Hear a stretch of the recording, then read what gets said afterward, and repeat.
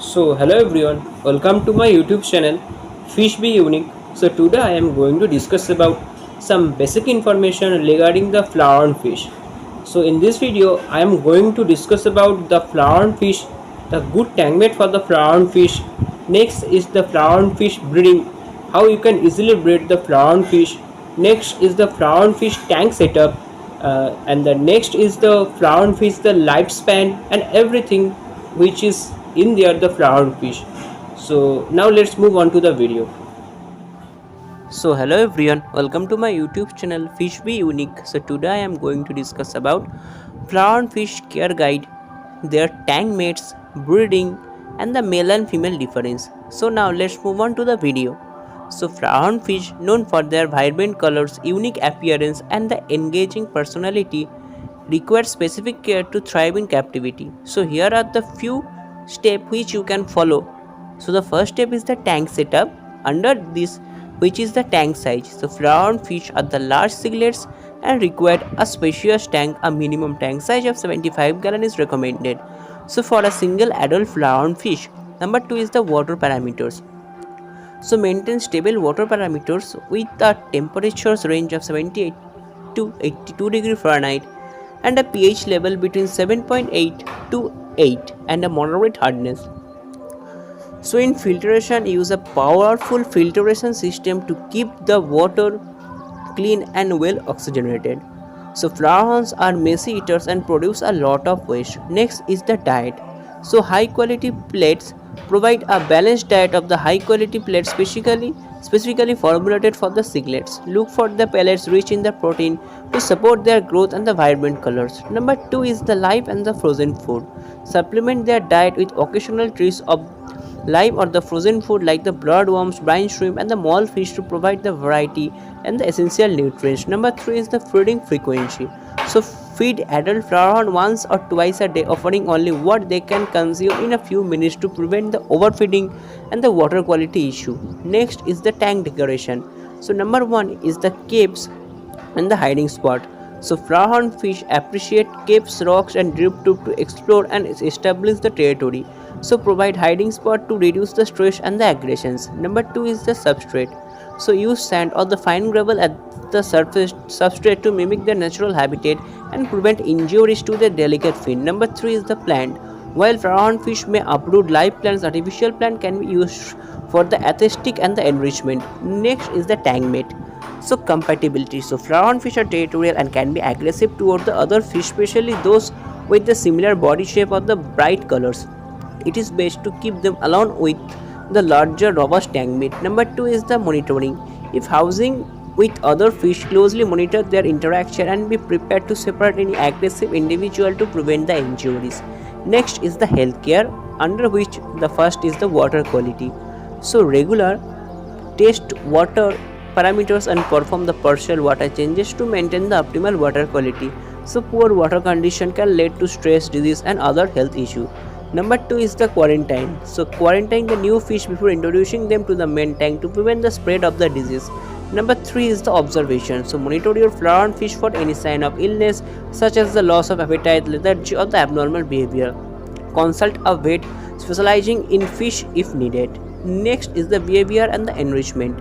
Number 1 is the interaction. So flowerhorns are intelligent and interactive fish that may recognize their owners over time. Spend time observing and interaction with them to build their trust. Number 2 is the enrichment. So provide mental stimulation through the introduction of the new decoration, rearranging the tank layout or offering the live food for the hunting. So by following this video or for the tank setup, diet, tank decoration, tank mate, health care and the enrichment, flowerhorn fish owners can create a thriving environment for their unique and the captivating pets. Regular the observation, proper care and attention to their specific need will ensure the well-being and longevity of this beautiful fish. So next is the flowerhorn fish tank setup. So setting up a suitable tank for the flowerhorn fish is crucial for their health and the well-being. Here's a comprehensive guide to the flowerhorn fish tank setup. Number 1 is the tank size and the dimension. So flowerhorn fish are large and the active cichlids, so it's essential to provide them with a spacious tank. A minimum tank size of 75 gallon is recommended for a single adult flowerhorn fish. However, if possible, a larger tank such as the 100 to 150 gallons tanks will offer even more space for the fish to swim and establish the territory. The tank should have a length of at least 4 feet to accommodate the flowerhorn fish size and the swimming behaviors. So next is the water parameters. So maintain a stable water parameters is crucial for the health of the flowerhorn fish. Aim for the health of the flowerhorn fish. Aim for a water temperature ranges of 78 to 82 degrees Fahrenheit, which is 25 to 28 degrees centigrade, to replicate their natural tropical habitat. The pH level should be maintained between the 7.4 to 8 and the water hardness should be moderate. Use a reliable aquarium thermometers and water testing kit to monitor this parameter regularly. Next is the filtration system. So prawns are known to be messy eaters and can produce a significant amount of waste. Therefore, a powerful filtration system is necessary to keep the tank water clean and well oxygenated. Consider using a canister filters or a combination of the high quality hang-on back filters and a sponge filter to ensure the efficient mechanical, biological and the chemical filtration. Next is the substrate and the decoration. So for the substrate, use sand or the fine gravel to mimic the natural environment of the flowerhorn fish. Avoid rough of the surf substrate that could potentially damage the delicate fin. Provide the plenty of hiding spot caves and the rock formulations to create the territories and reduce the stress. So additionally, consider adding artificial plants or the hardy live plants that can withstand the flowerhorn fish digging behavior. Next is the lighting and the tank cover. Use appropriate aquarium lighting to stimulate a natural day-night cycles for the flowerhorn fish. So a timer can be used to regulate the lighting period, typically around 8 to 10 hours per day. Ensure that the tank has a secure cover to prevent the flowerhorn from jumping out to minimize the evaporation. Next is the heater and the thermometer. A high quality aquarium heater with an adjustable thermostat is essential to maintain the desired water temperature. Place the heater in an area with good water circulation to ensure even the heat distribution. Use a thermometer to monitor the water temperature regularly and ensure it remains within the appropriate range. Next is the aquascape and the tank maintenance. Use when arranging the tank decor, create the open swimming areas while also providing hiding spot and the territories. Regular maintenance, including the partial water changes, gravel vacuuming, and cleaning of the filter substrate, is essential to uphold the optimal water quality. So, by following this video for the flowerfish tank setup, aquartist can create a suitable and the stimulating environment for this vibrant and engaging sealets, promoting their overall health and the well-being. So next I am going to discuss about flowerhorn fish male and the female difference. So male and the female difference for the flowerhorn fish exhibit distinctive physical characteristics and the behavioral traits that can help aquatics differentiate between the two genders. So here's a different explanations of the difference between the males and the female flowerhorn fish. Number one is the physical appearance. So first one is the body shape. So male flowerhorn fish typically have a more elongated and the streamlined body shape compared to the females. Their bodies are often larger and the more muscular with a prominent hump on their head known as the knuckle hump. So number two is the knuckle hump. One of the most noticeable difference between the males and the female flowerhorn is the size and the shape of the knuckles hump. Male flowerhorn fish usually have a larger and the more pronounced hump, which can vary in size and shape depending on the individual genetics and the lineage. Number 3 is the finch. So flowerhorn fish often have a longer and the more pointed dorsals on the anal finch compared to the females. This fin may also display more vibrant colors and the intricate patterns, especially during the brooding or when displaying the dominance. Number 4 is the coloration. While both males and the female flowerhorn fish can exhibit the vibrant colors and the intricate patterns, males tend to have more intense and the striking colorations. So males may display a wider range of colors, including the red, orange, yellow, blues, and the green, while females may have more subtle or the duller colorations. Next is the behavioral difference. So first one is the aggression. So male flowerhorn fish are generally more aggressive and territorial than the female. They may exhibit the dominant behavior, especially during the brooding or when establishing the territories within the tank. Number 2 is the territoriality. So male flowerhorn are known to be territorial and may display the aggressive behavior towards the other fish, especially during the mating or when defending their territory. So females on the other hand tends to be less aggressive and may exhibit the more submissive behavior. Number 3 is the brooding behavior. So during brooding, male flowerhorn fish often display the courtship behavior such as the flaring their fins, intensify their colors, and performing the integrated dance to attract the females. So females may show receptiveness by displaying the lightest color, allowing the males to lead them to a chosen spawning site.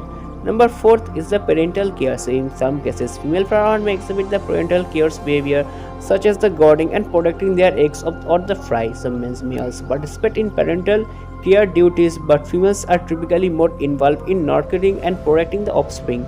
Next is the size and the growth rate. So male flowerhorn fish tends to grow larger and the faster than the females, reaching size of up to 12 to 16 inches or more depending on their genetics and the care. So females may grow slightly smaller in the size with some variation depending on their lineage and individual growth rates.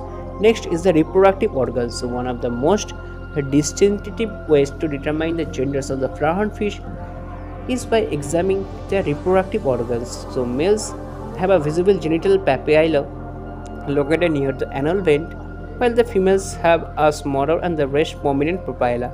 So, in conclusions, males and the female flowerhorn fish can be distinguished based on their physical appearance, behavior, size, growth rate, and reproductive organs. So, understanding this difference can help aquatists accu- accurately accurately identify the gender of this flowerhorn fish and provide the appropriate care based on their specific needs and the behavior.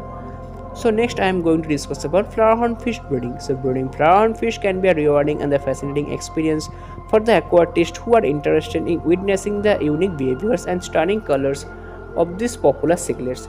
So here's a comprehensive guide to flowerhorn fish breeding, covering the key aspects of the preparation, mating behavior, spawning, and the fry care. So number one is the pre-brooding preparation. So number one is selecting the breeding pair. The first step in breeding flowerhorn fish is to select a compatible breeding pair. Look for the healthy mature individuals with vibrant colors and desirable traits such as the prominent hump and well-defined finnage. It's essential to ensure that the males and the females are not excessively aggressive towards each other. Number two is the conditioning period. So before attempting to breed flowerhorn fish, it is advisable to provide them with the conditioning periods where they receive high quality nutrition and the optimal water condition. So these periods allow the fish to reach their peak reproductive conditions and increases the chances of successful breeding. Next is the mating behavior. Number one is the courtship display.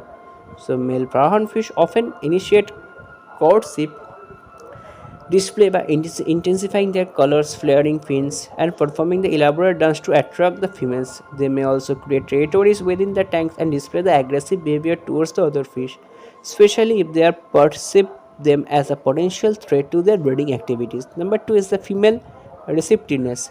When the female is ready to mate, she may display lighter colors and exhibit the receptive behaviors towards the male advances. The males will then let the female to be chosen spawning site within the tank. Next is the spawning process. So first is the egg laying. Once the males and the females have selected a suitable spawning site, the female will release her eggs while the male fertilizes them externally. This process may be repeated several times, resulting in a larger numbers of the eggs being laid. Next is the egg care. After fertilizations, the male flowerhorn takes up the primary responsibility of guarding and protecting the eggs. He will carefully fan the eggs with his fin to ensure the proper oxygenation and remove any unfertilized or the damaged eggs to prevent the fungal growth. Next is the fry care. So first is the hatching. After a few days, the eggs will hatch into the free swimming fry. At this stage, it's crucial to provide the ample hiding places and the gentle filtration to prevent the fry from being sucked into the filtration intake. Number two is the fast food. Initially, the fry will consume their yolk sac, but they will soon require additional nutrition. Offer them finely crushed, high-quality flex food, baby brine shrimp, or the specially formulated fry food to support their growth and the development. Three is the water quality. So maintaining the water quality is essential for the health and the survival of the fry. Regular water changes and the careful monitoring of the water parameters are crucial during this delicate stage. Number fourth is the separation. As the fry grow, they more become vulnerable to protection or aggression from the adults. Consider separating them into a separate growth out tank to provide a safe environment for the continued development. So, in conclusion, breeding flowerhorn fish involve careful preparation, observation of the mating behaviors, monitoring of the spawning activities, and dedicated cares for the resulting fry. By understanding the integrated of the flowerhorn breeding and providing the appropriate condition, aquatists can enjoy the fascinating journey of witnessing these remarkable fish reproduce and raise their offspring. So, these are all information regarding the breeding process. So, next I am going to discuss about flowerhorn fish tank setup. So flower fish tank meats. So choosing that suitable tank mate for the flowerhorn fish is a crucial consideration for the aquarist looking to create a harmonious and a balanced community aquarium. So however, flowerhorns are known for their territorial and the aggressive nature, so selecting the compatible tank mate is essential to prevent the conflict and ensure the well-being of all the inhabitants. So here are comprehensive guide to flower fish tankmate covering the key aspect of the compatibility, fish selection and the tips for maintaining the suitable cohabitation.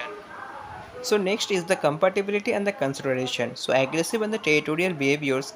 Flowerhorn fish are notorious for their territorial nature, especially during the brooding or when they establish their territories within the aquarium. As a result, it's crucial to choose the tank mate that can tolerate the occasional display of the aggression from the flowerhorn fish without posing a threat to its well-being. Number two is the size disparity. So flowerhorn fish can grow quite large and have a robust build, so it's important to select the tank mates that are of compatible size or the larger to avoid the potential predatory behaviors towards the smaller fish. Number three is the species specific traits. So consider the specific traits and the behaviors of the potential tank mates such as their swimming habitat, feeding preferences and the compatibility with the cichlids in general. So suitable tank mates for the prawn fish number one is the large cichlid. So some large and the robust cichlid species can make suitable tank mate for the flower horns, providing they have similar temperament and space requirement. Examples include the Oscar cibrum and other larger Central American and the South American cichlid. Number two is the bottom dwelling. So certain bottom dwelling fish such as the plecos can coexist with the flower horn due to their non-intrusive natures and ability to occupy the lower regions of the aquarium. Number 3 is the large barb and the catfish. So certain species of the large barb such as the tinfoil barbs and the peaceful catfish can be compatible tag mates for the prawn fish provided they are not overly timid or prone to the fin nippling behaviors. Number 4 is the other large aggressive fish. So in some cases certain large and the assortive fish species such as the certain types of the large gourami and the detrinos can may coexist with the prawn fish if they have similar temperament and the space requirement. So tips for maintaining the peaceful coexistence. So provide sufficient space, a spacious aquarium with ample hiding spaces, territories and the visual barriers can help reduce the potential conflicts among the tankmates by allowing them to establish their own territories and the retreat when needed. So number two is the observe the behavioral interaction. So monitor the interaction between the froghan fish and its tankmate closely, especially during the initial introduction phase. Be prepared to intervene if any sign of aggression or the stress become apparent. Number three is the balanced feeding. So ensure that all the tank mates receive the adequate nutrition by offering a diverse diet that meet the specific dietary requirement of the each species. This can help minimize the competition for the food and reduce the potential aggressive behavior. Number fourth is the individual personality. So keep in mind that individual florons may exhibit the varying degree of aggressions and the compatibility with different tangmates. Always be prepared to rehome or separate the incompatible tangmates if necessary. So in conclusion, selecting the suitable tangmate for the prawn fish involves the careful consideration of the compatibility factors, species specific traits and a proactive measure to maintain a peaceful cohabitation within the aquarium. So by choosing the appropriate tank mates and implementing the strategies to reduce the potential conflict, aquatists can create a thriving community aquarium that accommodate the unique needs for their flowerhorn fish while providing a diverse and harmonious aquatic environment. So next I am going to discuss about flowerhorn fish feeding. So feeding flowerhorn fish properly is the crucial for their health, growth and the vibrant color. So flowerhorn fish are known for their robust appetite and can thrive on a varied diet that meets their nutritional needs. So here are a comprehensive guide to flowerhorn fish feeding. Number 1 is the dietary needs. So flowerhorn fish are the omnivorous and require a balanced diet rich in protein to support their growth and the vibrant coloration. A good guide should consist of high quality pellets of the flake supplement with occasional treats of live or the frozen foods. So protein rich foods are essential for their muscle development and overall health. Next is the basic feeding guidelines. So pellets of the flakes. So use high quality pellets of the flakes specifically formulated for the cichlids or the flower fish. This should be a staple diet and provide the essential nutrients like the protein, vitamins, and the minerals. So pellets have sink slowly are ideal as a flower often feed from the bottom of the tank. Number two is a variety in diet. Offer variety by occasionally feeding them live or the frozen foods such as the bloodworm, brine shrimp, or tom or the krill. These foods are rich in protein and can enhance their coloration and the overall health. They rotate different types of the food to ensure a balanced diet. Number 3 is the frequency of the feeding. Feed adults around 1 to 2 times a day, ensuring they consume all the food within the 2 to 3 minutes. Avoid overfeeding, as flower fish have a tendency to overeat, which can lead to digestive issues and the water quality problems. Juvenile flower may need more frequent feedings 2 to 3 times a day. Number 4 is the monitor growth and appetite. Adjust feeding amount based on the growth rate and appetite of their flower. Younger fish and brooding adults may require more food to support their energy needs. Next is the special consideration. Color enhancement. To enhance their vibrant colors include food that contain the natural color enhancer like the spirulina. Many commercial pellets of the food desired for the flower include this ingredient to promote the intense reds, orange and the blue. Number 2 is the avoid feeding harmful foods. Avoid feeding flower food that are high in fat, contain preservatives or any meant for other types of the fish. Also avoid feeding them with human food scraps or anything that may contain chemical harmful to their health.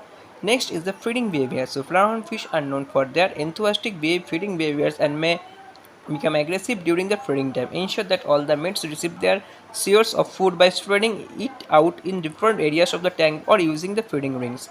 Next is the feeding tips. So maintain water quality. Uneaten food can quickly degrade water quality, leading to the health problem for your flower hunt and other tank inhabitants. Remove any uneaten food after feeding to keep the tank clean. Number 2 is the feeding routine. So establish a consistent feeding routine to help flower feel secure and anticipate feeding time. Consistency also help in monitoring their appetite and the health. Number 3 is the observe the health sign. Monitor your flower for any change in the appetite, behaviors, or appearance which could indicate health issue. Adjust their diet or seek advice from any veterinarian specializing in fish health if necessary. So, in conclusion, feeding flower fish involve providing a balanced diet that include high quality pellets of the flake supplement with occasional live or the frozen food variety. Moderations and quality are key to ensuring their nutritional needs are met while promoting their vibrant colors and the overall health. So, by following these feeding guidelines and paying the attention to their dietary requirement, you can help your flower fish thrive in your aquarium environment. So, these are all information regarding the flower fish tank mates, care, brooding, and male and female difference. I hope this video will help you. More videos are coming soon, so please stay tuned to my channel. Thank you.